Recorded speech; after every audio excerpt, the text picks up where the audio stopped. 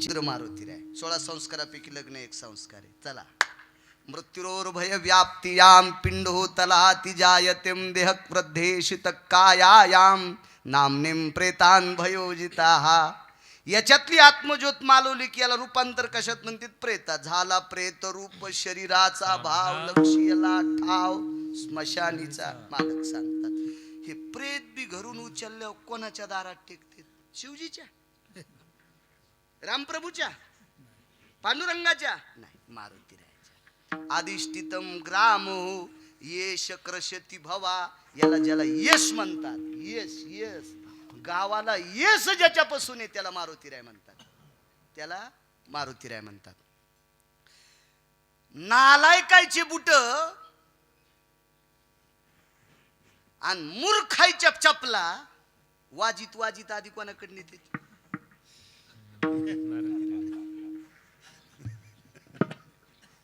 कळालं ना सगळ्याला? फक्त तुम्हाला सोडून, कारण तुम्हाला माहीतच नाही ना काय. आणि गरज नाही, ज्याला दिसतच नाही त्यांच्या चष्म्याच्या दुकानात जाऊच नाही, काही गरज नाही त्याला, आहे का नाही? उग फुकट कळण शेंडी वळवळ काय करायची, हे आमचा गरज आहे. चला. रावणानं सर्व देवता प्राप्त केल्या, राहिली होती की एखादी देवता एक सोडून.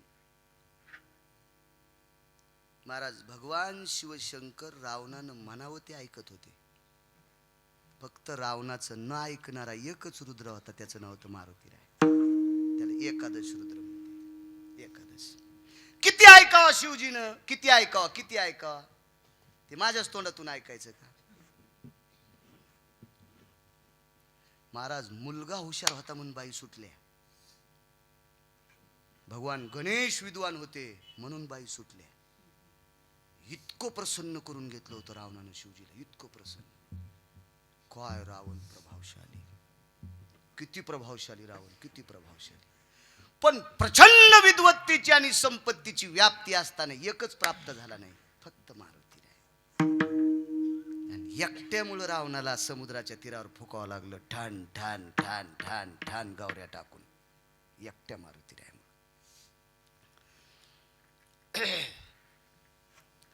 पांडुरंगाची मंदिर महाराष्ट्रात सगळ्या गावात आहेत का प्रसाद भाऊ?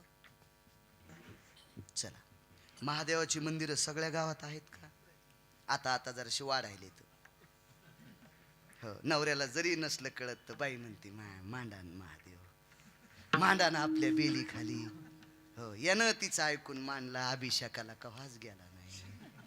हो, कव्हाच गेला नाही, कव्हाच.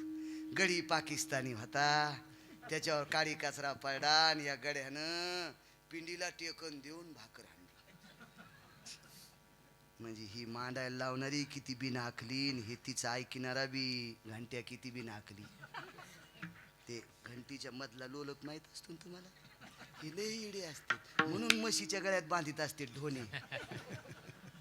हे ढोणे असते, हा, म्हशीच्या गळ्यात ढोणे. बा देवता त्या व्यक्तीनं मांडायची, त्याचं संगोपन झालं पाहिजे तर मांडायची.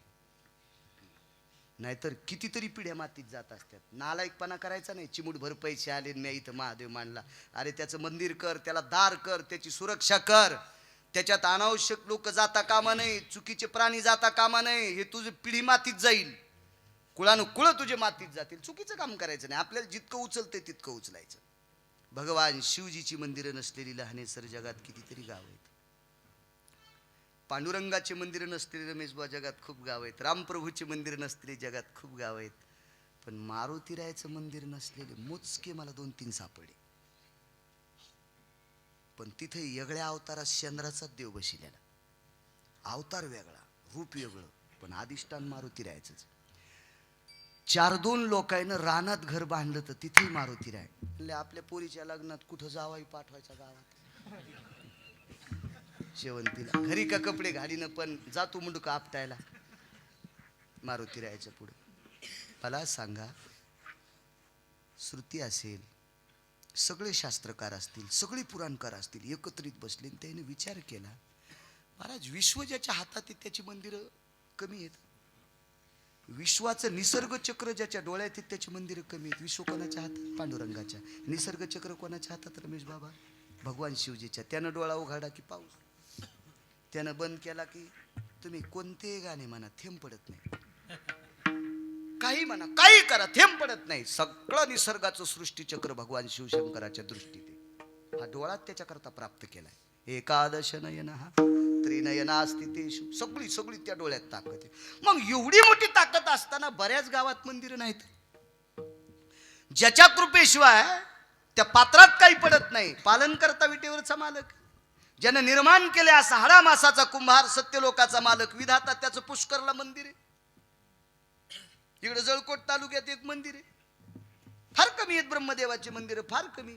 मग या तिन्ही देवाचे मंदिर नसणारी जगात कितीतरी गावं आहेत, पण मारुतीरायाचं मंदिर नसलेलं गावच नाही.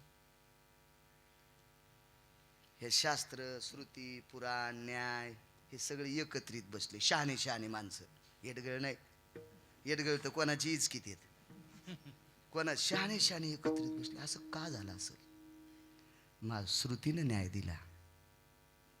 राम प्रभूचे जेवढी मंदिर आहेत तेवढे मंदिरात मारुतीरायाचं स्थान कुठे? पटकन सांगा.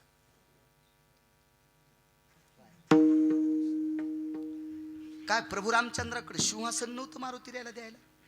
बरं दिलं नसतं सावकार प्रभू रामचंद्रानं, पण ते पठ्ठ्या घेतच नव्हता. ज्या ज्या ठिकाणी रामप्रभूचे मंदिर आहेत, रामप्रभू कोण? विटेवरचे मालक, ते 7व्या अवतारातले भगवान विष्णू परमात्मा. मग मारुतीरायानं श्रुतीनं न्याय दिला. विश्वात ज्या मारुतीरायाची एवढी मोठी पूजा केली जाते, ते मारुतीराय ब्रह्मांडाच्या मालकाच्या पायाजवळ बसले. म्हणजे पायाजवळ बसलेल्या मारुतीरायाला विश्वात पूज्यतेचं स्थान प्राप्त होते. नामदेवराय म्हणले, श्रुती माते हा न्याय तुझाच आहे. ज्या 11व्या रुद्रानं विश्वाच्या मालकाच्या पायाजवळ आश्रम मागितला, तो ते मारुतीराय इतके मोठे होतात. ही फक्त त्याच्या पायाची ताकद आहे. चरण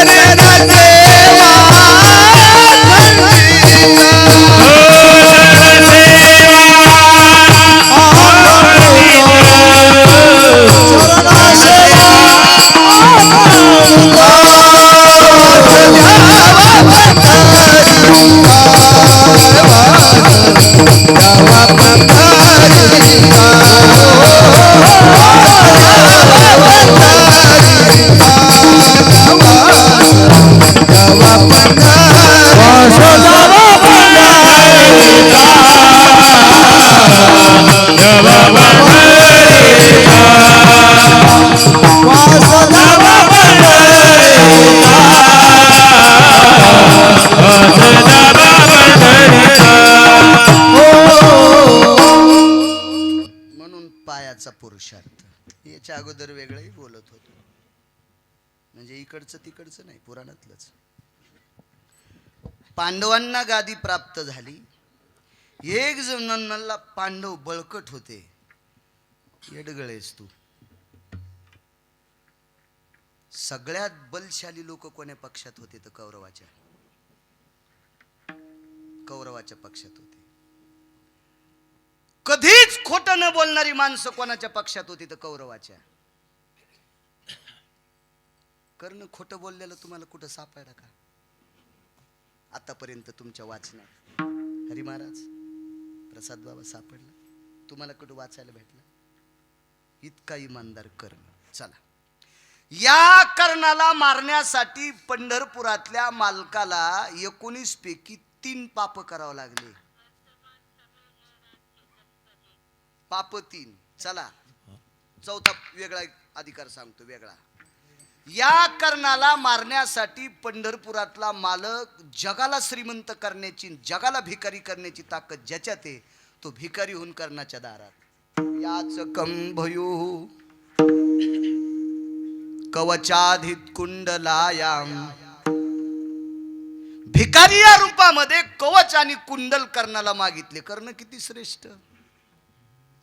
कर्णाला फोडण्यासाठी विश्वाच्या मालकानं ते कोण्या कुळात जन्माला आलाय त्याला सिद्ध करण्यासाठी त्याची आई तिथं नेली. आणि कुंतीनं पाहिल्याबरोबर पाना आलाय. पाना कोणाला म्हणते आई.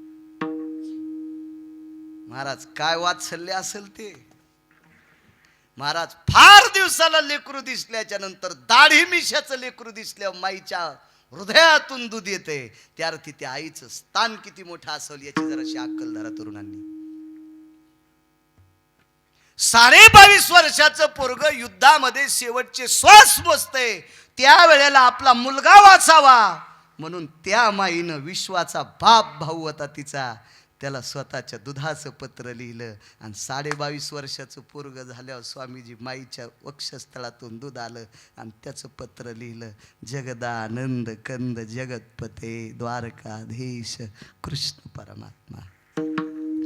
दिवाळी पंचमीची साडी चोळी नाही दिलीस तरी हरकत नाही रे, पण आमच्या कुलाचा वंश अभिमन्यू जिवंत ठेव. वक्षस्थळातल्या दुधाची धार हे माईचं स्थान आहे. इतकं मोठं स्थान. ती आई आली. शपक पुरावा. कर्ण तू पांडवरे पहिला शपक. शपक नाही पदराने झाकीला गंगे भितरी सोडून दिला. कर्ण तो पांडवरे पहिला किंवा दुर्वासाच्या कृपादाने 5 मंत्र दिधले त्याने. नंतर इचकायचं नाही. पण गाणे म्हणणाऱ्यापेक्षा चांगले आहे ना. अभंग जरी असेल तरी शपक असू द्या. पण महाराज अभंग आहे ना, शपक असू द्या. गाणे म्हणण्यापेक्षा चांगले आहे ना. कर्ण तो पांडवरे पहिला. सांग त्याला फोडायला. सांग त्याला फोडायला. कुंतीने सांगितलं कर्ण तुला तुझ्या भावाच्या बाजूने लढावं लागते. आई माझे भाऊ कोण. मी तुझी आई आहे. मी क्षत्रियातला आहे. वा भगवंताचे पाय धरले. प्रभू मला कुळ दाखवून दिलंस. वा किती छान गोष्ट आहे. देव म्हणला इतकं गोड बोलत मग कसं ऐकत नाही. चल ना पांडवाकून. अद्याप नाही. सत्य बोले मुखे दुखवे अनिकाच्या दुखे हीच विष्णूची महापूजा अनुभव नाही दुजा. खरं बोलणारा माणूस त्या नाही देवाकडे गेला तरी त्याला विष्णूची पूजा केल्याचं पुण्य प्राप्त. पण खरं किती आमिष दाखिले असतील हरिभाऊ कर्णाला. देवानं कर्णाला सांगितलं तू जर पांडवाच्या पक्षात आला तर कौरव मरते, तुला गादीवर बसील, धर्मछत्री धरील. नाटक कोणी तुला गन लाईन, कोणी तुझ्या चपला सांभाळीन, कोणी तुझे पाय धुईन, कोणी तुला वारं घालीन, असं सगळं सांगितलं. तरी पठ्या ऐकायला. तर नंतर सांगितलं वैकुंठच देऊन टाकतो. लय मोठं लांबलचक घराणं आहे ते. एवढा मोठा कर्ण. काय त्या कर्णाची व्याप्ती. आईला सांगितलं आई माफ कर. मी जरी तुझ्याकडे नाही आलो तरी तुझे 5 जिवंत राहतील. वास कुठं पाहिजे याच्यावर सांगते. तुझे 5 जिवंत राहतील. पण एक लक्षात ठेव त्या 5 पैकी एकाला मारणार. फक्त अर्जुनाला.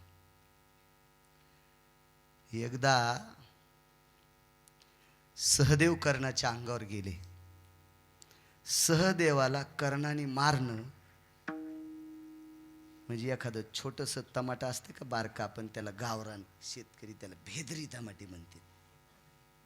ते बाजारात येत नाहीत असे बारके बारके. ढकणे साहेब ते टमाटर दाबायला किती ताकद लागते. तितकी सुद्धा ताकद कर्णाला नकुल आणि सहदेव मारायला लागत नव्हती. पण नाही शस्त्र. इतका अपमान केला. तू बुजदिल आहेस, तू नालायक आहेस, तुला युद्ध करण्याची लायकी नाही, तुला अक्कल नाही, हे तू तिकडच पाहिजेस. वाजोनिया कडी भरवावे उदर. कडी कशात वाजत येत माहित का तुम्हाला. तमाशात. मया झोपडे जा बांबुलय खिडका, मई झोपडी मोडल बर का. कडी कशात वाजिते? वाजवोनी कडी भरावे उदर. किती अपमान केला असेल महाराज.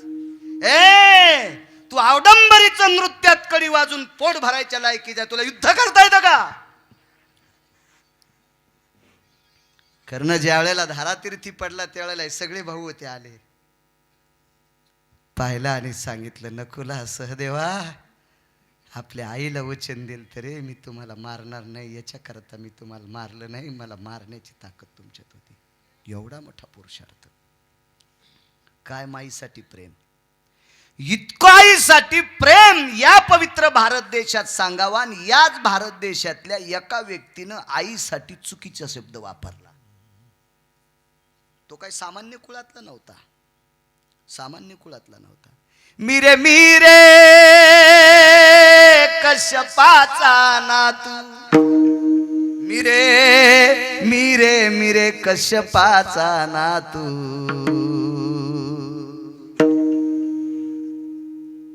एकाचं नाव सांगतोय, जटायू नामे विख्यात, मिरे मिरे कश्यपाचा नातू, जटायू नामे विख्यात.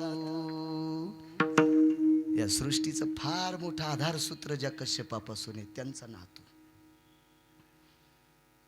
हे कारण याच कुळातला आईसाठी चुकीचा शब्द वापरला. वाटेल ते प्रयत्न केले, तर्पण केले. तर्पण सगळ्या गंगेवर तर्पण करता येत ते बरं का, येड्यावरून नाही करायचं. आमच्या आजोबाचं श्राद्ध आम्ही त्या वड्याला केलंय. नालायक, तुला काय कळतं का शास्त्र? ते वडा वाहतू कोणीकडं? आपल्याकडे आगाऊपणा करायचा नाही. मीठ पदार्थातलं वाईट पदार्थ आहे का? मीठ हा राजा पदार्थ आहे. मिठाशिवाय पदार्थ खावडतो का? पण या मिठानं भरलेला हात जर दुधाला लागलं तर दूध राहतं का सावकार? राहतं का दूध? नाही. मग चुकता कामा नाही. नेम चुकला, काम संपलं. एका शिकाऱ्याकडे एकच बाण होता, एकच बाण. वाघाच्या मागे लागला, हाणतो हाणतो. वाघाला माहित होतं इतकं नियमदार आहे, इतकं नियमदार आहे, इतकं नियमदार. यानं हाणलं की आपण मेलच. पण हे आयटीत आल्यामुळं बाण झाडाला लागला आणि वाघ आला आणि याला खाल्लं. नेम चुकल्यावर कोण जाते? वाघ गेला का स्वामीजी? नाही, हे गेला. नियम चुकला की तसं प्रत्येक जण जात असतो. तसे म्हणून नियम चुकायचे नाही. उगं कुठे बी एखाद्यानं. मी परवाला परिक्रमेत गेल्याच्या नंतर एका व्यक्तीचं वाक्य आहे, महाराष्ट्र इतका पवित्र आहे, या पृथ्वीवर भारत देशात असं एकच स्थान आहे की ते महाराष्ट्र स्थान आहे की त्या स्थानात जास्त संतांची जन्मस्थान, संतांच्या पदस्पर्शाने पुनीत झालेलं सर्वात मोठं कोणतं राज्य असेल तर ते महाराष्ट्र राज्य. ज्याची महानता ब्रह्मदेवाला मोजता येत नाही त्याचं नाव महाराष्ट्र. पण तुमच्या महाराष्ट्रात जे दुकान चलत नाही ते तुमच्या महाराष्ट्रात टाका, ते मस्त चलत. मला मध्य प्रदेशातल्या एका महाराजांनी सांगितलं. आणि खरंच शिवजींची पूजा कशी करावी हे नर्मदा खंडात जा. तुम्ही ते गेलते गाडीने परवा, जा. कशी करावी भगवान शिवजींची पूजा, रामप्रभूंची आरती कशी करावी, जगदंबेची आरती कशी करावी, गणेशाची आरती कशी करावी, त्या लोकांकडनं शिका. आपल्याकडे इतकं गोड सांगितलेलं, इतकं गोड सांगितलेलं, पण आपलं काय झालं माहिती आहे का? आपल्याला एक बी प्याराच वाटत नाही. ज्वारीत जवस का लिहिलं, ज्वारीत शेंदड टाकले. टाकू द्या ना, टाकू द्या ना, टाकू द्या ना, टाकू द्या ना. पण शेंदडाचं बी कडू असते का? गोड कडू. आणि गोड वाळकाचे शेंदड होत असतील का? नाही. सहाने शेतकरी ज्या वेळेला ज्वारी पाडायची त्यावेळेला मग शेंदड आणायचे, बैलाला ते दोडे आणायचे, बैलाला चारायचे. महिना महिना दोडे बैलाला, बैल बम सुटायचे. काही प्रणाली होती, नियमावली होती, सगळ्या गोष्टी होत्या. आपला काही बी बाखळाचा कोणते नियम आपले मिसळूनच. त्याच्यामुळे आपल्याला पुण्यच नाही, आपल्याकडे पुण्यच नाही. तर्पण केलं, चर्मनवती नावाच्या गंगेच्या तीरावर तर्पण केलं. वंगदेशाचा राजा कर्ण, या कर्णाचं लग्न ज्या गंगेच्या तीरावर झालं त्या गंगेला चर्मनवती नावाची गंगा म्हणतात. त्या तीरावर तर्पण विधी केला पण पाप संपत नव्हतं. शेवटी एक सिद्धांत सांगतो, वास द्यावा पंढरीचा. वाटेल ते प्रयत्न केले. महाराज एवढ्या मोठ्या कुळातलं लेकरू काय सामान्य वाचित असेल का गावसाहेब? खूपसे प्रयत्न केले, खूपसे प्रयत्न केले, पण हातबल झाला. शेवटी एका साधकानं सांगितलं, या पापातून मुक्त होण्यासाठी पंढरपूरला जाय. आता पंढरपूरला जायचं, पण नौकर आहे दुसऱ्याचा, बिना पैशाचा नौकर आहे सूर्यनारायणाचा, आणि या अरुणाशिवाय रथ हाकताच येत नाही कोणाला. एक दिवस जर अरुण गैरहजर राहिला तर आपण म्हशीला वगैरे सोडायचे कवा. एक दिवस जर अरुण गैरहजर राहिला तर गाईला वासरं सोडायचे कधी. एक दिवस गैरहजर राहिला तर आपण सडा टाकायचा कधी. एक दिवस गैरहजर राहिला तर आपण भगवान शिवजीला पाणी अर्पण करायचं कधी. एक दिवस गैरहजर राहिला तर पांडुरंगाला मंजुळा अर्पण करायच्या कधी. एक दिवस जर गैरहजर राहिला तर गंगेची आंघोळ करायची कधी. आपल्या बापाची जहागिरी गंगेत कधी बी आंघोळ करायला. महाराज न्यायशास्त्र ज्यानं केलंय त्यानं चुकीच्या टायमाला आंघोळ केली. वाक्य जरा नीट ऐक जा. आपण फार पवित्र संप्रदायातली माणसं आहे. पोकळवादी कारभार नका घेत जाऊ. न्यायशास्त्र कोणी केलं? गौतमानं. न्यायशास्त्र. न्याय किती आहेत हरी महाराज? 10 ने. आपल्या कोर्टात किती वापरीत आहेत? तुम्ही नका उत्तर देऊ, अंगाव घराने. आपल्या कोर्टातले न्याय म्हणजे चाळणीत पाणी. चाळणीत पाणी येत असता गाव साहेब? नाही. चाळणीतल्या ताराला चिटकलेला पाण्याचा थेंब इतका जरी हस्तिकविटन्य न्याय आपल्या कोर्टात जर आजमावला तर अत्याचार करणाऱ्या माणसाला तिसऱ्या दिवसाचा सूर्य पाहता येत नाही. याला हस्तिकविटन्य न्याय म्हणतात. या न्यायाला हस्तिकविटन्य न्याय म्हणतात. त्याचा कसा असतो ते जाऊ द्या, एवढं काय गुत थोडंच घेतलंय मी. आणि मी का जज आहे का? मी वकील आहे, मी 7वी पास आहे. कशाला जिला पिठल्यातले गोळे फुटणं तिनं बासुंदीच्या कशाला नादी लागायचं आहे का नाही? हा, जिला गौऱ्या लावताय ना ती म्हणली मी धिरडे करते. म्हणलं राहू दे, पिठाचा नाश होईल चतुरा, राहू दे, कशाला येड्यावानी करायली तू. तुला गौऱ्या लावताय ना, कशाला तू आता धिरडे करायली. तसं मी उगा आगाऊपणा आहे माझा तो. याला हस्तिकविटन्य न्याय म्हणतात नागरी साहेब. मग हा न्यायशास्त्र करणारा मुनी श्री गौतम महामुनी. अधिकारी किती? ज्यानं साळी पेरल्याच्या तिफन आणल्याच्या नंतर ज्याच्या पत्नीनं साळी पेरल्यावर तिसऱ्या मुरडानात तिफन आल्यावर पहिल्या मुरडानातल्या साळी कापता येत होत्या. पर्जन्य कालां रिक्तो शिरुदयां जठरानलो तृप्तान वसायां भनंगान वृत्ती खलु साधवेना तृप्तावसायां यत साधवेसी. त्या काळात साधूला भिक्षा मागितल्यावर सुद्धा काही भेटत नव्हतं. या साधूंना भिक्षा मागायची वेळ येऊ नये म्हणून त्या न्यायशास्त्रीच्या पत्नीनं साळी पेरल्याच्या नंतर तिसऱ्या मुरडानात गेल्यावर साळी कापायला येत होती. आणि साधू जीव घातले, तिचं नाव स्वामीजी अहिल्या. एकच चुकलं हो, एकच चुकलं. फक्त पुराणानं सांगितलेल्या व्यतिरिक्त गंगेत आंघोळ केली. आपल्या तर लय गोड काम. आषाढीला जाण्याचा लय जोर, आणि आषाढीची द्वादशी बार्शीत सोडायचा तर लय छंद. नाही गर्दी होती बापा. टाक द्वारका चपात्या, टाक पटपट. एकादशीला चपात्या केल्या पंढरपुरात. हो, पिठल्या सगळ्यात चपात्या टेम्पूत टाकल्या. आणि पिठलन चपात्या एकादशीच्या दिवशी केलेल्या चंद्रभागा वलांडून बाहेर आल्या. आणि बार्शीत उजाड्याव एकादश सोडली, द्वादश सोडली. भक्षंती गौमासा असं म्हणते. महाराज शहाणी माणसं द्वादशीच्या स्वयंपाकाला जर जिलेबी करायची असेल तर टाळीत होते. कारण जिलेबीचं पीठ लावायला एकादशीचा पर्व काळ लागतोय. आणि एकादशीच्या दिवशी जर जिलेबीचं पीठ लावलं असेल तर ते द्वादशीच्या दिवशी खाता येत नाही. ते गौमासा समान. हे शास्त्र आहे. म्हणून द्वादशी सोडायला शक्यतो तिसरा प्रहर सुरू झाल्याच्या नंतर स्वयंपाक सुरू करायचा असा सिद्धांत. आपल्याला किती जोर पंढरपूरला जायचे आणि पार माजलगाव मध्ये आल्यावर द्वादश सोडायची. मंजुळीनं चपात्या तिथं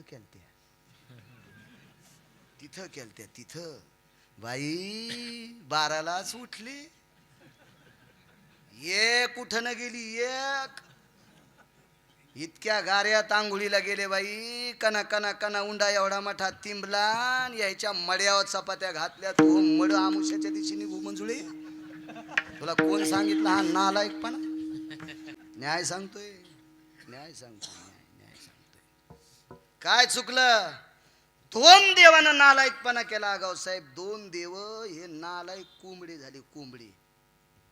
कोणते देव होते? घरी गेल्यावर पा गुत्त थोडं घेतलं मी. या देवानं कोंबड्याचं रूप घेतलं आणि रात्री 2 वाजता एका पवित्र महात्म्याच्या दारात बोंबलले आणि साधूला वाटलं ब्राह्मी मुहूर्त सुरू झालं. टाकणे साहेब साधू आंघोळीला गेला आणि आंघोळीला गेल्याच्या नंतर आईसाहेबांना शाप दिला. अरे माझा निद्रा काळे, माझा निद्रा काळे रे, माझ्या निद्रा कालेत तो माझा का भंग केलास? पतिव्रता स्त्रीला बाटण्याचा योग येईल. अहिल्या बाटली. आम्ही परिक्रमेत चाललो. आम्हाला उशीर झाला. त्यांनी सांगितलं 7च्या नंतर 6:30च्या नंतर तुमच्या सोबत एक पूजेची पोटली, त्याच्यात नर्मदा मैयेचं जेल आहे. तुम्ही 7च्या नंतर प्रवास करायचा नाही. त्याला हात जोडले. दादा आम्हाला थांबू देताल का? 6.5 कोटीची राईस मिल, तांदूळ तयार करायची फॅक्टरी, त्याला हात जोडे. आम्हाला सुद्धा चला वाटत नाही, पण मुक्काम कुठं करावं? त्यानं 6.5 कोटीच्या कंपनीत आम्हाला 4 जणांना आसरा दिला. मी त्याला विचारलं तुम्ही आसरा का दिला? त्यानं सांगितलं माझ्या इथं मूल्यवान वस्तू पडलेल्या आहेत. तुम्ही अनभिज्ञ माणसं आहेत, तुमचं मी आधार कार्ड पाहिलेलं नाही, पण आमच्या या नर्मदा खंडामध्ये असा सिद्धांत आहे 7च्या नंतर मैयेचं चल घेऊन प्रवास करणं हे निषेध आहे. माझ्यासारख्याकडे जागा असताना जर तुम्हाला दिली नसेल तर त्याचं पाप मला लागते. याला म्हणतात वागणं. काय नियम सांभाळीत असतील? किती नियम सांभाळीत असतील? अमरकंटकच्या अलीकडे एक छोटंसं जंगल आहे. त्या जंगलामध्ये आदिवाशांचं वास्तव्य आहे. आम्ही तिथे आलो. नियम सांगतो. एक नियम चुकला फक्त. वास द्यावा पंढरीत. टाइम झाला का आपला? नाही होय. म्हणजे काल्या पुस्तूर सुरू ठेवायचं पाहायचं. आम्ही तिथे आल्याच्या नंतर आमच्या सोबत एक पुण्याची व्यक्ती होती, एक नेवाशाचे होते, आमच्या इथले रणजितराव, आम्ही 4 जण होतो आणि 3 माणसं आम्हाला पुन्हा भेटले. त्या गावात दिवस माळाला आणि तिथल्याला विचारलं आम्हाला विश्रांती पाहिजे. म्हणे इथे फक्त शाळा आहे. ते हिंदी भाषित होता. इथे एक शाळा आहे आणि त्या शाळेमध्ये थांबायला काही हरकत नाही, पण त्याच्या चाव्या गुरुजी घेऊन जातात. इथून 9 किलोमीटरवर गाव आहे. त्या गुरुजीकडे चाव्या असतात. आमची इथं थांबायची व्यवस्था नाही. पण आता असं गाव भेटल्याच्या नंतर प्रवासी सरपंचाकडे जात असतात सावकार तिथल्या. मग त्या 2 गाई 2 बैल असे पांढऱ्या रंगाचे घेऊन जात असताना त्याला तोडक्या मोडक्या हिंदी भाषेत मी बोलत होतो. इथली सरपंच त्यानं सांगितलं ते व्यसनी आहेत, ते मद्यपान करणारे आहेत आणि त्यांच्याकडे तुम्ही थांबू शकत नाही. चलता चलता त्यानं बैलाला असा हात उगारता उगारता त्याचं ते फाटकं तुटकं शर्ट बाजूला सरकलं. त्याच्या गळ्यातली तुळशीची कंठी दिसली. आमच्या सोबतच्या 6 लोकांना सांगितलं आपली थांबण्याची व्यवस्था झाली. ते म्हणले काय बोलता? ज्या गावातला सरपंच दुपारपासून पितोय त्या गावातला गाई वळणारा कसा थांबू देईल? मला खात्री होती ज्याच्या गळ्यात तुळशीची माळ आहे ते आपल्याला रात्रभर झोपू देईल. आणि मग आम्ही त्याच्यासोबत 20-25 मिनिटं चालत चालत जवळ आल्याच्या नंतर त्याला एकच विचारलं. हिंदी भाषेत बोलत होतं. दादा आम्हाला थांबायला मिळेल का हो काही? तिकडं बाबा आणि महाराज फार आदरयुक्त बोलतात बरं का मध्य प्रदेशातले लोक. आइये प्रभू इतकं बोलतात बरं. मला असं वाटतंय आपल्या महाराष्ट्रातल्या बायकांनी नवऱ्याला जर प्रभू म्हणलं ना तर अशी कोणी बाई असली ना तिच्या मी चपला सगळं पाय पडत मन जाईन. नवऱ्याला प्रभू माय मन जाईन. हा महाराजाच्या पाया पडती, नवऱ्याला बोट मोडून शराब देती, पाऊस बंद होईल बाई तुझ्या भागात हेच त्या. विनोद नाही माझ्या माईनो. नालायकाच्या नादी लागू नका, मूर्खायचं ऐकू नका. आपल्या पतीसारखा जगात देव दुसरा कुठला मोठा नाही. ऐका येड्या बाळायचं. ह्या देवाला जाईन, त्याला जाईन, याला जाईन. आमच्याकडे नाही. ह्यांनी सटवाईला बोकड्या कापला आणि माझ्या भाचीला मुलगाच झाला. तुझ्या नवऱ्याला कापायला पाहिजे होतं, तुझ्या भाशीला 11 पोरं झाली असती. हो उभा कापायला पाहिजे होता तो नवरा उभा. हो आणि सटवाईला मुंडक्याकून खाऊ घालायला. सेंदरी हेंदरी रेवते. आम्ही मग विश्रांती करता गेलो, पण घरात हवा येत होती. त्यांनी शेकोटी तिकडे आहे मध्य प्रदेशमध्ये, कोट्याधीश लोक सुद्धा शेकोटी करतात, परंपरा आहे, आदर आहे त्यांच्याकडे. खाण्याची पंचायत. हे 6ला 6 म्हणले झोपा कशा येत्या. त्याला म्हणलं आम्हाला पीठ भेटन का? ते म्हणलं गिरणीवाल्याकडे इकत भेटन. त्याच्याकडे गेलो तर काहीच नाही. शेवटी त्याची बायको म्हणे आपल्याला राशनचे गहू 9 किलो आलते, त्याच्यातले 4 किलो दळले, यायला 2 किलो इकत द्या. म्हणजे 100 रुपये किलो पीठ लाईन. आम्ही शेरक्स 2-1 किलो पीठ त्यांच्याकडून घेतलं. नियम सांगतो या पवित्र देशातले नियम, किती पवित्र लोक आहेत, आणि नियम चुकल्यावर काय होते. आम्हाला पीठ दिलं. पीठ दिल्याच्या नंतर आमच्याकडे तेल नाही, काय नाही. आम्ही ज्याच्याकडे थांबलो त्याच्याकडे खरंच तेल नाही. कणिक मळली. आमच्या सोबतचे म्हणले चपात्या करायच्या असतील तर तेल नाही, बाकी करता काय. त्याच्या सगळ्या 2 किलो पिठाच्या चपात्या केल्या. आपल्या बायका पुरणपोळी जशी दुमडीतात तशा 4-4 घड्या केल्या, ठेवून दिल्या. आणि मग त्यांच्यातली एक जण म्हणले आमच्या इथं किराणा दुकान आहे, आणि मग तेल आणलं. जिऱ्याची पुडी आणली 5 रुपयाची, फोडणी दिली, तेलाला पाणी टाकलं, आणि त्या सगळ्या चपात्या उकळल्याच्या नंतर आम्ही त्या सगळ्या 7 लोकांना त्या चपात्या खाल्ल्या उकळलेल्या. आणि मग म्हणलं तुमच्या पिठाचे पैसे किती झाले. खिशाला हात घातल्याबरोबर त्याची आजी आली आणि तिनं सांगितलं. ती त्यांच्या भाषेत बोलत होता. मी त्याला विचारलं काय म्हणाली. पैसे घेतले नाही आमच्याकडनं. तर का घेत नाही तुम्ही, 2 किलो पीठ आम्हाला विकत दिलं. त्यानं त्याच्या भाषेतून मराठीत मला असं हिंदीत सांगितलं, मला कळालं. आमची आजी म्हणली आपल्या 2-3 पिढ्यापासून आपण आदिवासी अत्यंत गरीब आहोत. आत्तापर्यंत माझं लग्न झाल्यापासून परिक्रमा करणारा आपल्या इथं कोणीच आला नाही, आणि 2 किलो पीठ विकत घेऊ नकोस विकत पीठ.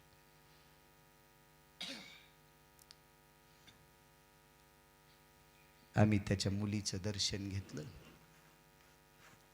त्या 6 लोकांनी फुलाची पाकळी दिली. मला तर बरंच होतं, तुमचेच पैसे होते माझजवळ, मी जरा बरे दिले. माणसाच्या डोळ्यातून पाणी आलं. त्यानं मी सांगितलं तू एवढ्याशा पैशासाठी रडतो कशाला. ते म्हणला मुलगी 11वीला आहे, आणि 15 दिवस झालं बिघडलेला मोबाईल दुरुस्त करायला पैसे नाहीत. 15 दिवस झालं बिघडलेला मोबाईल दुरुस्त करण्यासाठी पैसेच नाहीत. असू दे म्हणलं, काय हरकत नाही, पुन्हा 500 रुपये धर. त्या दिवशी गळ्यातल्या माळीला हात लावला आणि सांगितला या गावामध्ये मी जसा शेतकरी झालो तसं मला 10-15 क्विंटल फक्त तांदूळ होते. नुसते भात शिजून खाणारी माणसं मिठासोबत. मीठ पण असं पांढरं शुभ्र भेटायचं नाही. माळीवर हात ठेवला रमेश बाबा. त्यानं आता इथून पुढे गावात येणारा परिक्रमावासी मी उपाशी जाऊ देणार नाही. काय नियमाची प्रणाली, किती मोठी नियमाची प्रणाली. आम्ही अमरकंटकमध्ये पोचून पुढे खाली सक्रिया नावाच्या गावात आल्याच्या नंतर त्याचा फोन आला. मोठी एक समिती आमच्याकडे आली, आणि त्या समितीनं आमच्याकडं 10 क्विंटल तांदूळ, 2 क्विंटल गव्हाचं पीठ आणि पूर्ण शिदा सामग्री आणून दिली. आणि चांगल्या प्रतीच्या लाकडाचा एक मंडप, त्याला चांगल्या प्रतीचा कपडा लावून 50 गाद्या माझ्याकडे सगळी व्यवस्था करून दिली. नियम गोड वागणाऱ्या माणसाला किती उंच नेऊन घातलं. गावातले भलाढ्य लोकांकडे ती सेवा नाही. ती चांगलं केल्याच्या नंतर नियम थोडासा चुकला, न्यायशास्त्रीच्या पत्नीला कलंकित व्हावं लागलं. न्यायशास्त्रीच्या इतका आईला वाईट बोलले, नियम चुकला. सांगितलं जा पंढरपूरला. पंढरपूरला जाण्यासाठी देह मानवी लागतो. मालकाला सांगितलं मालक आयुष्यभर तुमचं काम केलंय, या कामाच्या बदल्यात काय देताल, मागताल ते देऊन टाकील. सूर्यानं सांगितलं माग, मला मानवी शरीर द्या, पण पंख अर्धे न हातपाय अर्धे होते. माणूस हो म्हणल्याबरोबर बिना हातापायाचा माणूस झाला. त्या माणसाचं नाव श्री गुरु कुर्मदास. त्या माणसाचं नाव श्री गुरु कुर्मदास. लवळला समाधी आहे कुर्मदासांची, अरुणाचा अवतार. मग गरुड अरुणाचे भाऊ कुर्मदास लोटांगण घेत घेत पंढरपूरला चालले. गरुडानं वरी पंखाची सावली धरली, अरुणानं बोभावले, गरुडा ए दादा खाली ये. वरनं सावली पडत नाही का अरुणा? नाही रे दादा. अरे तू सावली धरायची गरज नाही. ज्या माझ्या मालकाच्या प्रकाशानं जे गवत जळून गेलंय त्या मालकाचा प्रकाश माझ्यासाठी शीतल झाला आणि पृथ्वी थंड आहे. देवाला विनंती केली, माझा भाऊ इतका प्रयत्न करतो, प्रभू आणा ना त्याला, आणा ना, आणा ना. भगवान म्हणतात काही काळजी करू नकोस गरुडा, आणायचं नाही, मीच तिथं जातो. भगवान तिथं आले, मांडीवर घेतलं कुर्मदासाला. फक्त मला सांगायचं नामदेवराय पंढरीत जागा का मागतात. आणि मग कुर्मदासानी देवाला विचारलं, देवा इथपर्यंत आलात, मी तुमच्या मांडीवर प्राण सोडणार आहे, सगळं झालं, पण मी एका पाप फेडण्यासाठी इथपर्यंत आलो. माझ्या आईला मी वाईट बोललो होतो, नाना प्रकारचे तर्पण केले, पण त्या पापातून मुक्त नाही. हे पाप संपलं का? विटेवरच्या मालकाच्या डोळ्यातून पाणी आलं आणि कुर्मदासाच्या तोंडावरून हात फिरिला. दादा ज्या दिवशी पंढरपूरला जाईन म्हणलास का, ज्या दिवशी सूर्यनारायणाला पंढरपूरला जाचं म्हणलास का, त्याच दिवशी पाप संपलतं, त्याच दिवशी पाप संपलतं. महाराज जगाला प्रकाश देणाऱ्या सूर्याचे सारथी अरुण यांच्याकडचा एक मातोश्रीचा कलंक काही केल्यानं धुतल्या जात नव्हता. ते फक्त पंढरपूरचा रस्ता धरल्यावर ते कलंक धुतो. म्हणून वास द्यावा पंढरीचा,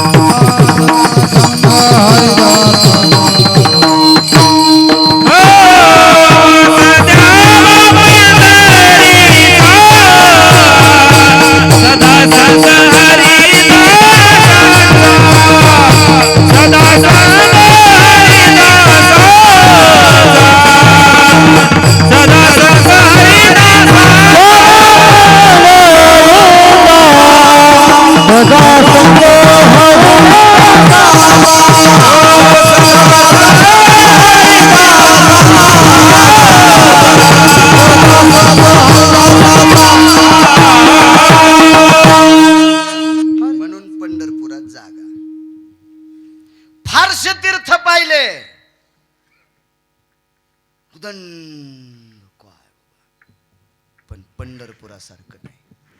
सदा संग हरिदासाचा. ऐकता 5 मिनिटात का घेऊ विठो बरोबर नाही. हरिदासाची ताकद किती मोठी. रोज असंच म्हणतात का स्वामीजी तुम्ही? आता लोकच्या 7 कीर्तन करायला असंच पिळलं का तुम्ही चरकात? नाही. मॅच बरं कुठं तुमच्या आश्रमात म्हशी घातल्या. चला मोठ्यांचा आदेश. हरिदासाची संगती का? महाराज तुम्हाला हरिदास भेटल्यावर किती फायदा होईल सोडून द्या. पंढरपुरातल्या मालकाचंच हरिदासानं भलं केलं. हरिदास जर पंढरपुरातल्या मालकाला नसता भेटला ना तर पंढरपुरातल्या मालकाला तुमच्या आमच्या दारात भीक मागावं लागली असती. भीक. भगवान विष्णू परमात्म्याला भीक मागावं लागली असती. इतकी हरिदासाची ताकद. 5 मिनिटात ऐका रमेश बाबा. महर्षी सांदीपनीच्या आश्रमावर 23 लोक शिकायला.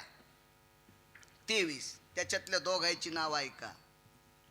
भगवान द्वारकाधीश कृष्ण परमात्मा म्हणजे पंढरपुरातला बाप सेठजी एक विकाची आणि दुसरे सुदामदेव. 23 मधले 2 बस झाले. काय करायचे आपल्याला? जेवणाच्या आधी जेवणाच्या नंतर एक गोळी बस झालं. काय करायचं? पाठचं पाठ जाणे. पण उग कशाला ताण घ्यायचा? 2 23 पैकी 2. तर जग ज्याच्या ताब्यात आघाव साहेब तो एक विद्यार्थी आणि जगाच्या बापाला ज्यानं शाबीत ठेवलं ते सुदामदेव एक विद्यार्थी. कायच विद्यार्थी गोड. आणि सरपण आणायला निघाले. महाराज गुरुच्या आश्रमावर कसं राहा नुसते उपरणे हाणण्यापुरतच. त्याची धोत्र हाणण्यापुरतच. कोणी गुरुला सत्कारात शाल घातली की ओढी. मागच्या जन्मात का जाळ वाढायला होता का सुंबळ्या तू? जरा हिशोबात राहणार रे. काय गुरुच्या सानिध्यात कसं राहा. जा सरपण आणाय. सरपण आणायचं कोणतं महाराज?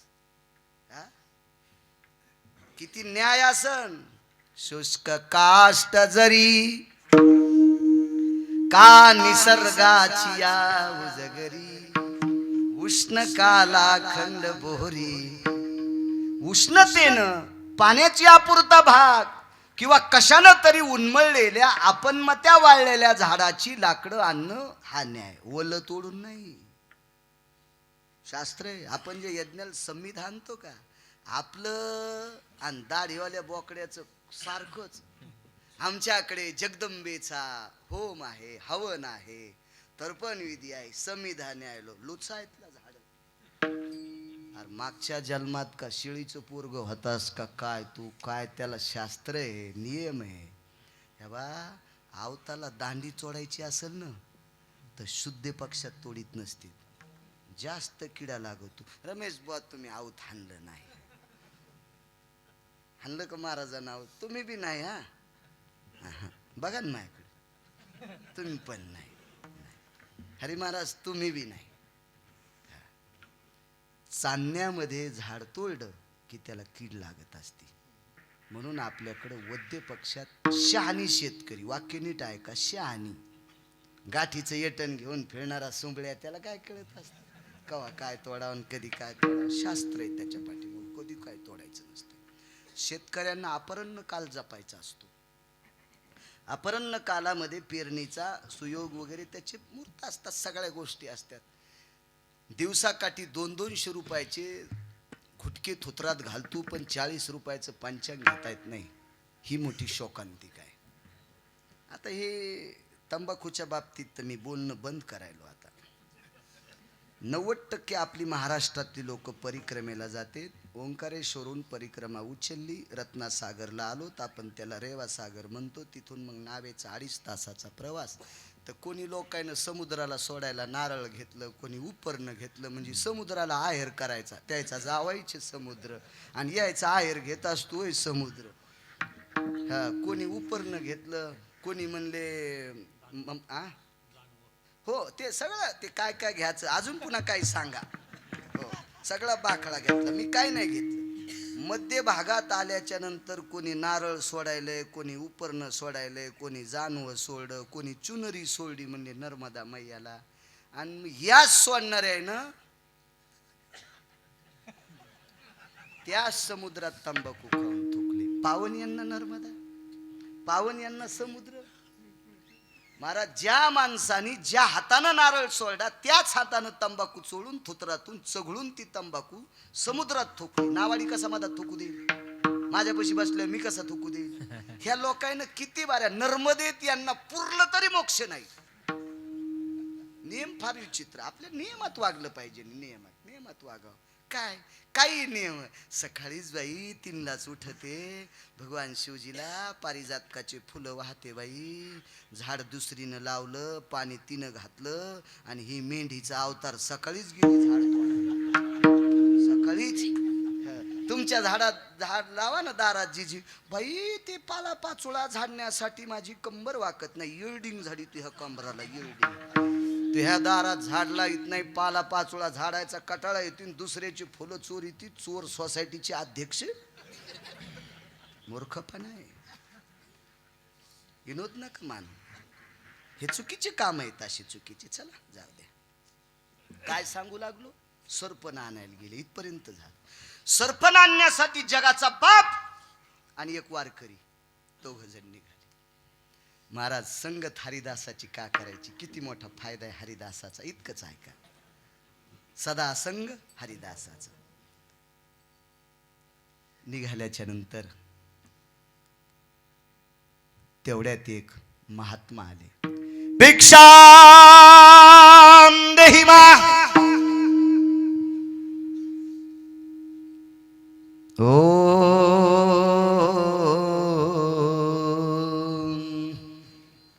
सुजास्तिद पारणियो भिक्षास्तितो जलभयजिनावजद्निरेना खलु यामृक्तहृदयो भो भिक्षां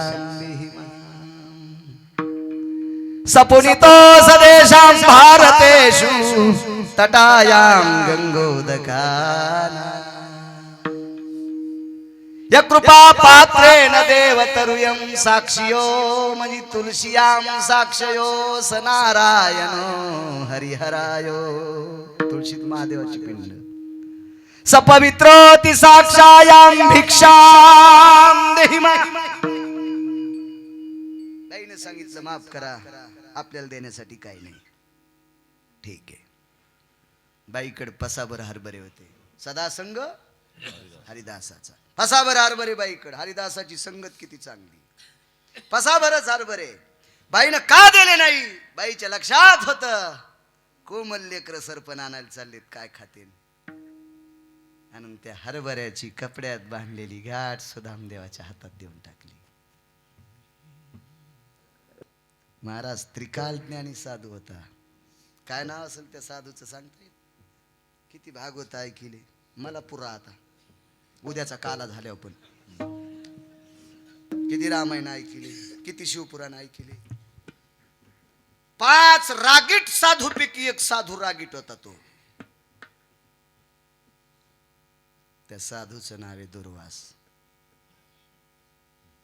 भिक्षां देहि मा त्रिकाल ज्ञानी साधू.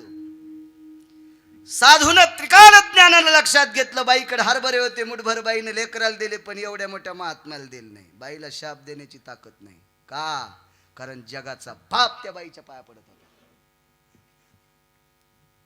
महर्षी सांदीपनींची पत्नी. नाव सांगता येईल का जिजी त्या सांदीपनीच्या पत्नीचं नाव सांगा ना. बाळ्याला सांगा सांगा ना. संक्रांतीच्या दिवशी तिचं नाव घेतल्याशिवाय तुमचं वाण पूर्ण होत नाही. मालिकातल्या कुंटलभर बाया तुमच्या ध्यानात असतील. अशा लिहिल्यावर तुम्हाला रजिस्टर पुरायचं नाही. एक रजिस्टर. पण सांदीपनींची पत्नी सांगता येणार नाही तुम्हाला. वा वा काय पुरुषार्थ. इथून सुरुवात आहे जिंतूरची. म्हणूनच काय लोक याला जितूर म्हणते. वा वा वा वा रे वा जितुरे होत. जाऊ द्या लागा उद्यापासून कामाला. आणि उद्या सकाळी मला सांगा सांदीपनींच्या पत्नीचं नाव. काय ताकद बाईची. महाराज बाईच्या डोळ्यातलं पाणी पाहिल्याबरोबर त्याच्या अंतःकरणाला दुःख झालं ना. अश्रूला विचारलं कशा करता डोळ्यातून खाली पडले. तू ह्यासारखं तिचं समुद्रात बुडून मेलय. तुझ्यासारखं तिचा मुलगा समुद्रात बुडून मेलाय. अश्रूनं सांगितलं रामराव. आणि विश्वाच्या मालकानं भगवान शिवजीला सांगितलं काय सूत्र खालीवरी करायचे तर करा पण बाईचं पोरग वापस द्या. मृतपुत्र जीवाला. आणि गुरुदक्षिणेत साधूला पोरग देऊन टाकलं. महर्षी सांदीपनीचा मुलगा समुद्र स्नानाला गेला. शिल्पी काढीत नव्हता पण चुकीच्या ठिकाणी स्नान केलं आणि मृत्यू पावला. वापस केली. एक अश्रूची ताकद. काय शाप देता येईल स्वामीजी त्या बाईला. पण साधू शीघ्र कोपी रागीट साधू आहे. साधून एक शाप दिला. या हरभऱ्याचा पुरुषार्थ पाहून घेऊ. पाऊस सुरू झाला हो धीरजजी. पाऊस सुरू झाला. आणि वरच्या फांदीवर सुदामदेव आणि खालच्या फांदीवर जगाचा बाप होता.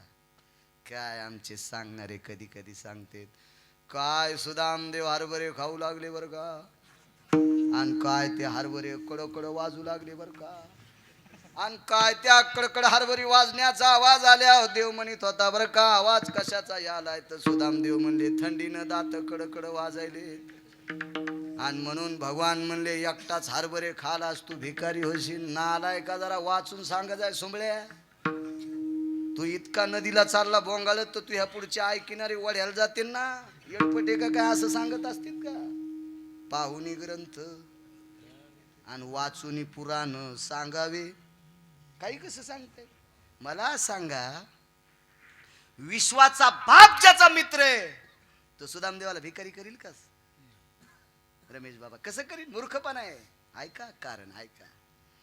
आणि ज्या सुदामदेवाचं देवावर किती प्रेम ते सुदामदेव चोरून हरभरे खातील का. किती प्रेम आहे का पुढं. हरभरे खाऊन टाकले. 23 पैकी एक मित्र सोबत होता. प्रत्येक हरभऱ्याला रमेश बाबा डोळ्यातून शिप पाणी पडत होतं. एक हरभरा सावकार खाल्ला ना, शिपभर पाणी पडत होतं. भीती होती त्या हरभऱ्यामध्ये. सगळे खाऊन टाकले. टरकल सुद्धा जिवंत नाही. टरकल सुद्धा गावसाहेब जिवंत नाही. शेठजी खाली उतरल्याबरोबर देवानं हात धरला. मित्रा, शनी तू एकट्याने खाल्लेस, कडकडाटून मिठी मारली. आपल्या 23 पैकी एक बी भिकारी होता कामा नये. आपल्या 23 पैकी एक बी भिकारी होता कामा नये. देवाने विचारलं, काय कन्हैया तुला माहिती आहे ना रे? अरे दुर्वासाने शाप देलता, घरात भिक्षा असताना मला दिली नाही. ही भिक्षा जो खाईन तो दरिद्री होईल. ही भिक्षा जो खाईल तो दरिद्री होईल. कोणाला माहित होतं? सुदाम देवाला. आपल्याला जर माहित असलं शेठजी हा पदार्थ खाल्ल्यावर आपण भिकारी होतं, खाऊ का? पण सुदाम देवानं देवाला सांगितलं, देवा माझं तुझ्यावर इतकं प्रेम आहे रे, माझं इतकं प्रेम आहे, मी जिवंत असताना माझा मित्र भिकारी होता कामा नये आणि माझ्या मित्राच्या पदरात भिकार पण पडू नये कोण्याच. याच्याकरता मी भिकारी झालो तरी हरकत नाही. शनी खाल्ली. याच्याकरता सुदाम देवाला दारिद्र्य आलं. याच्याकरता सुदामदेवाला दारिद्र्य. मगाशी बोलून गेलो, महाराज सुदामदेव हरीचे दास आहेत, हरीचे दास आहेत. महाराज यमाला वाटेल ते बोलूनही पोरग वाचत नव्हतं. या सुदामदेवाच्या संगतीत वंशाचा कुलदीपक वाचला. महाराज या पवित्र हरिदासाच्या संगतीत देवाचा कुलदीपक आज दिवा लावण्यासाठी जिवंत राहतो. ही हरिदासाची संगती म्हणून सदा संग हरिदासाचा. विठोबा रखुमाई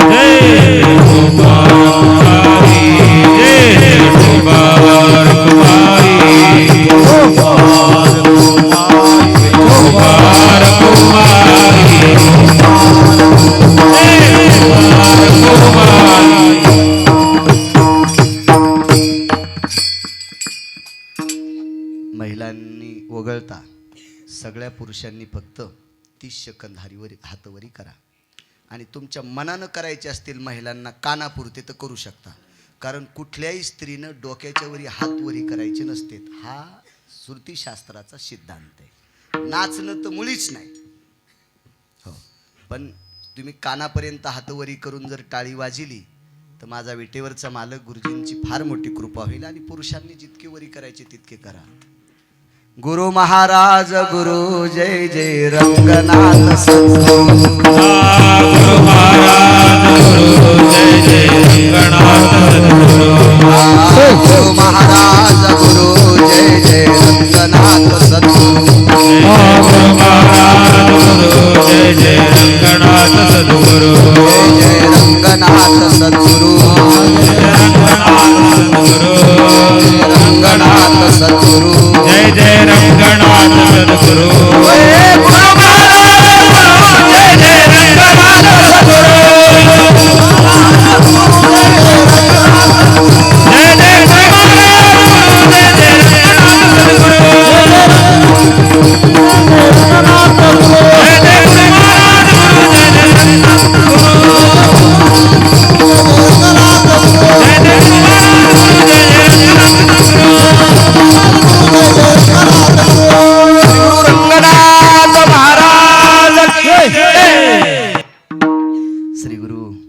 ज्ञानसूर्य ज्ञानभास्कर श्री गुरु रंगनाथ गुरुजींच्या पुण्यस्मरणाचा हा सोहळा आहे. आजची जागराचा कीर्तन करण्याचा मला योग आला. मी गेल्या वर्षी संतपर अभंग घेतला होता. चला, साधूची पुण्यतिथी असेल तर बाकीच्या काही मर्यादा असं काही एवढं काही बंधन नसतं, तेही घेता येत असतो. यावर्षी आपल्या वारकरी संप्रदायाच्या नियमानुसार मागणीपर अभंग घेतला. आदरणीय उद्योग क्षेत्रातील दाना मार्केटमधील, ज्याला आपण आडत दुकान म्हणतो, पण त्याला खरं नाव न्याय सांगतोय, न्याय सांगतोय. काय चुकलं? 2 देवानं नालायकपणा केला गावसाहेब. 2 देव हे नालायक कोंबडी झाली. कोंबडी. कोणते देव होते? घरी गेल्यावर पा गुत्त थोडं घेतलं मी.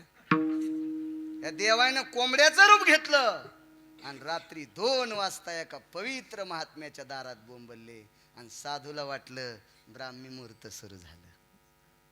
टाकणे साहेब साधू आंघोळीला गेला आणि आंघोळीला गेल्याच्या नंतर आईसाहेबांना शाप दिला, अरे माझा निद्रा काळे, माझा निद्रा काळे रे, माझ्या निद्रा कालेत तो माझा का भंग केलास. पतिव्रता स्त्रीला बाटण्याचा योग येईल. अहिल्या बाटली. आम्ही परिक्रमेत चाललो, आम्हाला उशीर झाला. त्यांनी सांगितलं 7च्या नंतर 6:30च्या नंतर तुमच्या सोबत एक पूजेची पोटली, त्याच्यात नर्मदा मैयेचं जेल आहे, तुम्ही 7च्या नंतर प्रवास करायचा नाही. त्याला हात जोडले, दादा आम्हाला थांबू देताल का? 6.5 कोटीची राईस मिल, तांदूळ तयार करायची फॅक्टरी, त्याला हात जोडे, आम्हाला सुद्धा चला वाटत नाही, पण मुक्काम कुठं करावं. त्यानं 6.5 कोटीच्या कंपनीत आम्हाला 4 जणांना आसरा दिला. मी त्याला विचारलं, तुम्ही आसरा का दिला?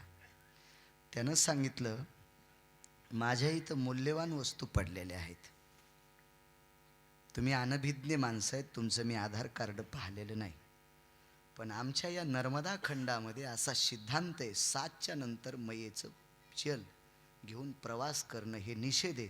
माझ्यासारख्याकडे जागा असताना जर तुम्हाला दिली नसेल तर त्याचं पाप मला लागते, याला म्हणतात वागणं.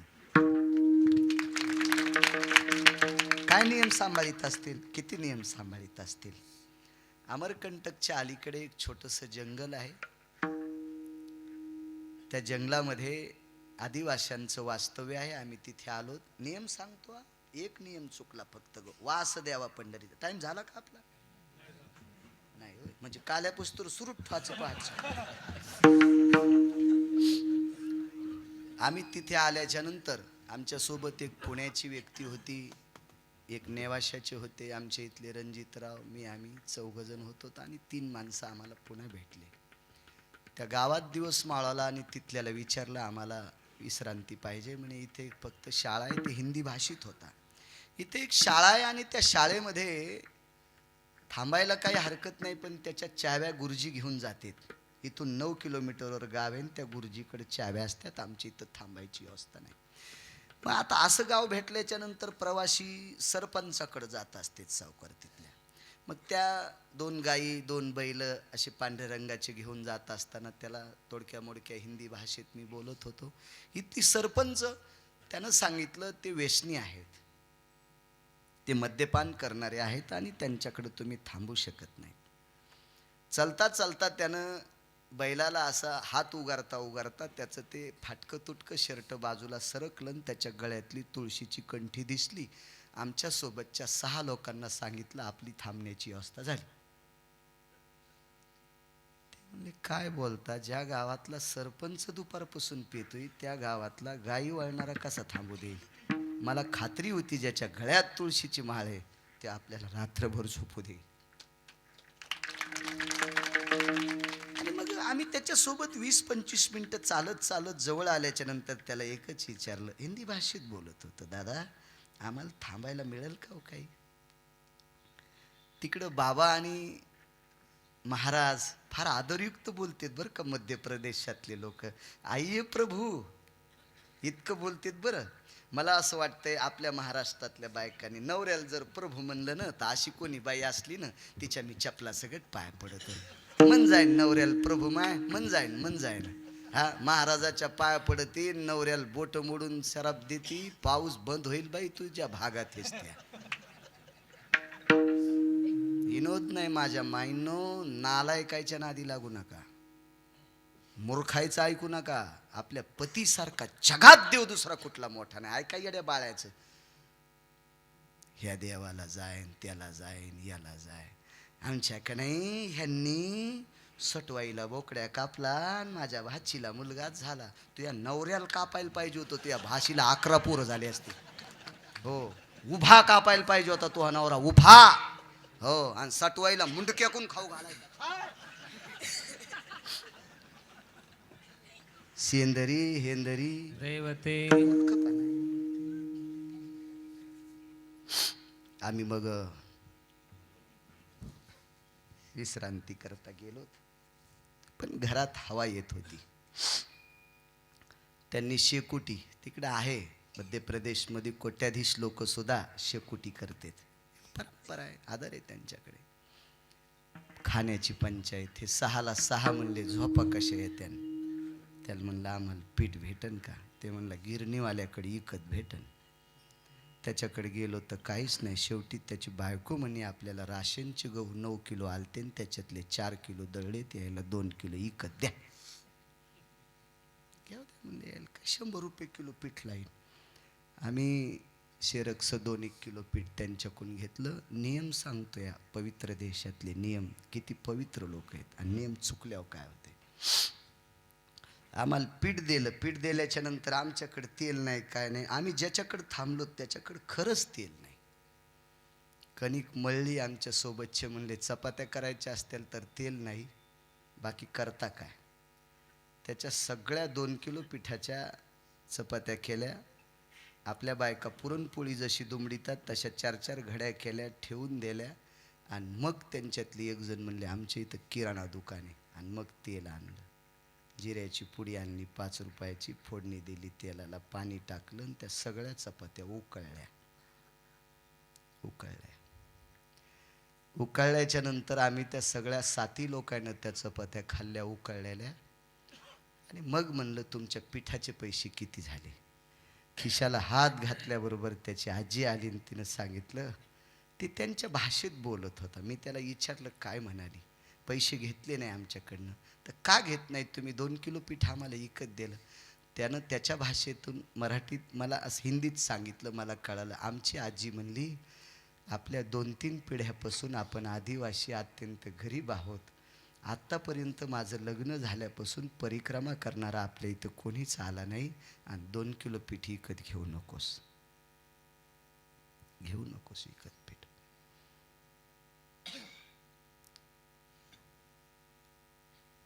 आम्ही त्याच्या मुलीचं दर्शन घेतलं. त्या 6 लोकांनी फुलाची पाकळी दिली. मला तर बरंच होतं, तुमचेच पैसे होते माझजवळ, मी जरा बरे दिले. माणसाच्या डोळ्यातून पाणी आलं. त्यानं मी सांगितलं तू एवढ्याशा पैशासाठी रडतो कशाला. ते म्हणला मुलगी 11वीला आहे, आणि 15 दिवस झालं बिघाडायला मोबाईल दुरुस्त करायला पैसे नाहीत. 15 दिवस झालं बिघडलेला मोबाईल दुरुस्त करण्यासाठी पैसेच नाहीत. असू दे म्हणलं, काय हरकत नाही, पुन्हा 500 रुपये धर. त्या दिवशी गळ्यातल्या माळीला हात लावला आणि सांगितला या गावामध्ये मी जसा शेतकरी झालो तसं मला 10-15 क्विंटल फक्त तांदूळ होते. नुसते भात शिजून खाणारी माणसं मिठासोबत. मीठ पण असं पांढरं शुभ्र भेटायचं नाही. माळीवर हात ठेवला रमेश बाबा. त्यानं आता इथून पुढे गावात येणारा परिक्रमावासी मी उपाशी जाऊ देणार नाही. काय नियमाची प्रणाली, किती मोठी नियमाची प्रणाली. आम्ही अमरकंटकमध्ये पोचून पुढे खाली सक्रिया नावाच्या गावात आल्याच्या नंतर त्याचा फोन आला. मोठी एक समिती आमच्याकडे आली, त्या समितीनं आमच्याकडे 10 क्विंटल तांदूळ, 2 क्विंटल गव्हाचं पीठ आणि पूर्ण शिदा सामग्री आणून दिली. आणि चांगल्या प्रतीच्या लाकडाचा एक मंडप, त्याला चांगल्या प्रतीचा कपडा लावून 50 गाद्या माझ्याकडे सगळी व्यवस्था करून दिली. नियम गोड वागणाऱ्या माणसाला किती उंच नेऊन घातलं. गावातले भलाढ्य लोकांकडे ती सेवा नाही. ती चांगलं केल्याच्या नंतर नियम थोडासा चुकला, न्यायशास्त्रीच्या पत्नीला कलंकित व्हावं लागलं. न्यायशास्त्रीच्या इतका आईला वाईट बोलले, नियम चुकला. सांगितलं जा पंढरपूरला. पंढरपूरला जाण्यासाठी देह मानवी लागतो. मालकाला सांगितलं मालक आयुष्यभर तुमचं काम केलंय, या कामाच्या बदल्यात काय देताल, मागताल ते देऊन टाकील. सूर्यानं सांगितलं माग, मला मानवी शरीर द्या, पण पंख अर्धे हातपाय अर्धे होते. माणूस हो म्हणल्याबरोबर बिना हातापायाचा माणूस झाला. त्या माणसाचं नाव श्री गुरु कुर्मदास. त्या माणसाचं नाव श्री गुरु कुर्मदास. लवळला समाधी आहे कुर्मदासांची, अरुणाचा अवतार. मग गरुड अरुणाचे भाऊ कुर्मदास लोटांगण घेत घेत पंढरपूरला चालले. गरुडानं वरी पंखाची सावली धरली, अरुणानं भावले गरुडा ए दादा खाली ये. वरनं सावली पडत नाही का अरुणा? नाही रे दादा. अरे तू सावली धरायची गरज नाही. ज्या माझ्या मालकाच्या प्रकाशानं जे गवत जळून गेलंय त्या मालकाचा प्रकाश माझ्यासाठी शीतल झाला आणि पृथ्वी थंड आहे. देवाला विनंती केली, माझा भाऊ इतका प्रयत्न करतो, प्रभू आणा ना त्याला, आणा ना, आणा ना. भगवान म्हणतात काही काळजी करू नकोस गरुडा, आणायचं नाही, मीच तिथं जातो. भगवान तिथं आले.